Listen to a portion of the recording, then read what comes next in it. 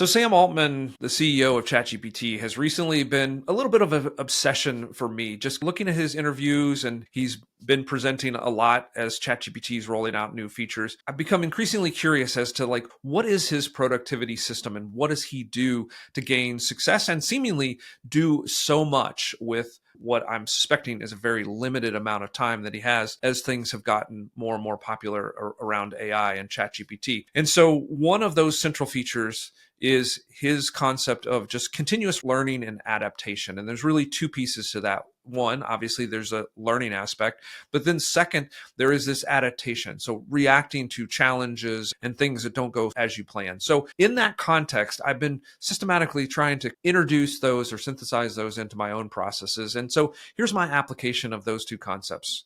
First and foremost, curiosity, in my experience, is simply the entrepreneurial's core fuel.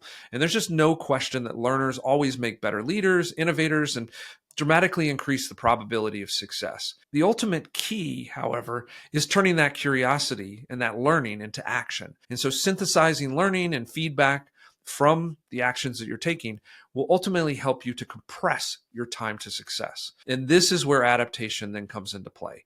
You've got to embrace those challenges and successes and then convert them into adjustments, pivots, changes in the way that your approach and the journey that you're on.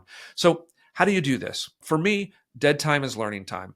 My daily cardio, drives in the car, flights on trips are always accompanied by audiobooks or video.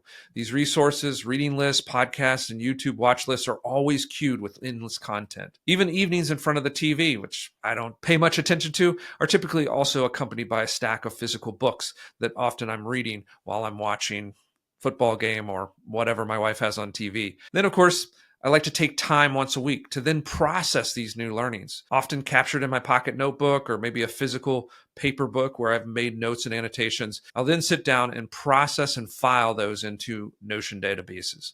Finally, when I'm planning, I like to use the Notion databases alongside of Notion AI and ChatGPT to fuse those learnings into the work that I'm doing. I gather from those databases and AI tools some contextual foundation for the project.